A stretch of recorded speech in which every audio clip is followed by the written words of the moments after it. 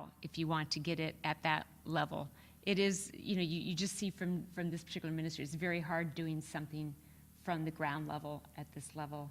If you can get the support, obviously, of church leadership, and it's coming down from there, you'll get a lot more financial support, room support, training support, all of that.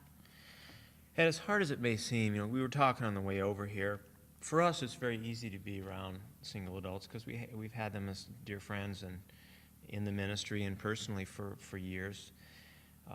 But I think it is much harder for single adults to interact with to get into circles with married couples, because there's a sort of idea that tables are made for even and not odd numbers, and that can be very discouraging. But my encouragement would be to try, to keep.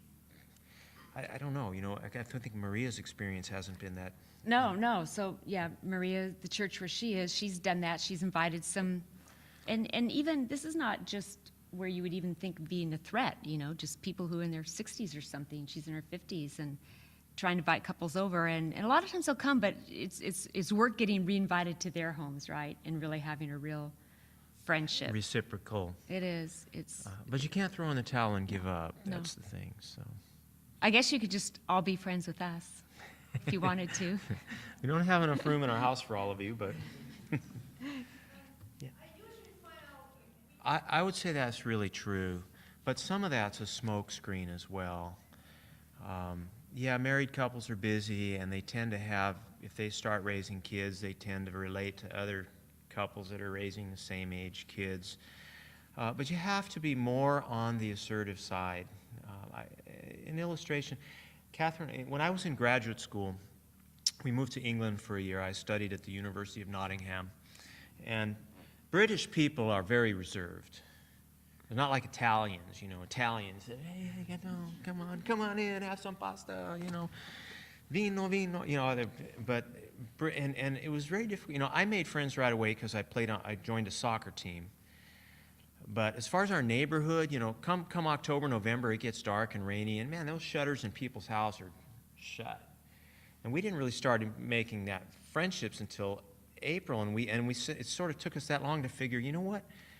If we just reach out to these people a little bit, wow, we're going to have friends because then they embraced us and they opened up, but they weren't going to take the first step at all. And they didn't take the second or the third. It was probably the fourth dinner invitation. We'd invited, a few people over for the fourth time where they finally kind of thought, oh, I guess they want to be friends with us.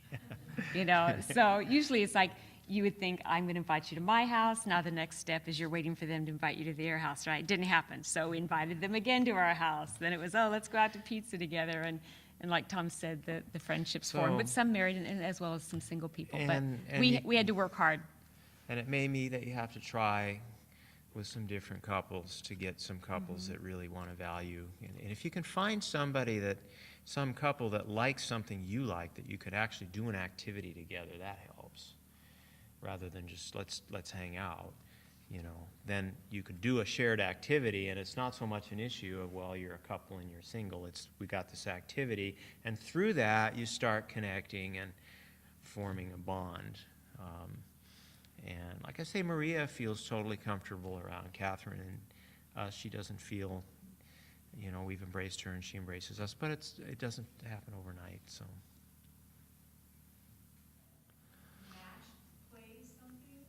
I love this group. We like this. We like this group. We like coming here. I know.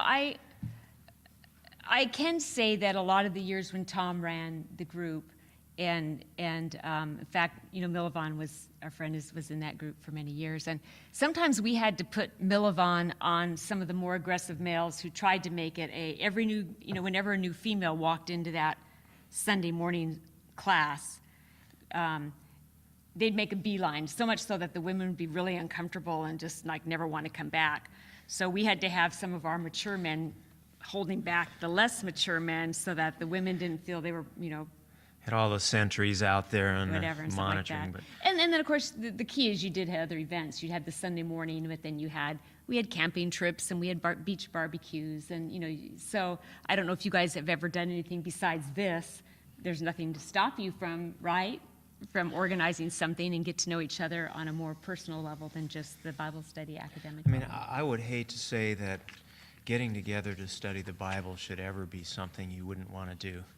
I mean, I think it's so important to focus around the spiritual issues of life. When are you going to do it? And why not do it as a community? But you could add to that social times and things in ways that people could relate in a more casual way. And when we had singles groups in our churches, we had a social calendar. You know, our leadership team had somebody planning events so that people could, at a retreat every year, we did some things that people could just relax and have fun and connect with each other. And, you know, if many marriages came out of those groups. But it wasn't our intent to make the group a place where people can meet and get married. That's a byproduct. It could happen. It's good if it did. If it didn't, that's fine too. The primary focus was it was a ministry, and it was a ministry to reach out, to educate, to train, to grow in Christ. And I think you only have so much time. People, and there are a lot of people who just who wouldn't come to a group like this because that's not where they're at and what they're looking for. And so they would come to a bowling night if they knew a bunch of people were there because they're really thinking, I want to go and meet somebody because I don't want to be single, or I would like to meet somebody to have a relationship with. I'm not saying there's anything wrong with that. Mm-hmm. So Doesn't have to be either or. yeah, that's wonderful. That's wonderful. Don't give up on that friendship. Yeah. You know, keep. Well, get to know him. It doesn't always have to be a girls' night out where you only see her. And that's right. Yeah, I think that's wonderful. And I think what you can do is verbally tell them how important it is that they're maintaining a friendship with you, because they may just take it for granted and just say, you know, this is really important in my life to have you guys are married now, and I mean, you could easily just do your married thing, but you want to include me. I think that's very valuable. They need to hear that. That way they can realize how much of a blessing they are to you. All right. I think we have some questions, so yeah, why don't you get to your I think groups and questions. Patrick, you have the questions? Did I give them to you? Or? All right. All right. We'll hope to see you again. Invite us back. It's been fun being together.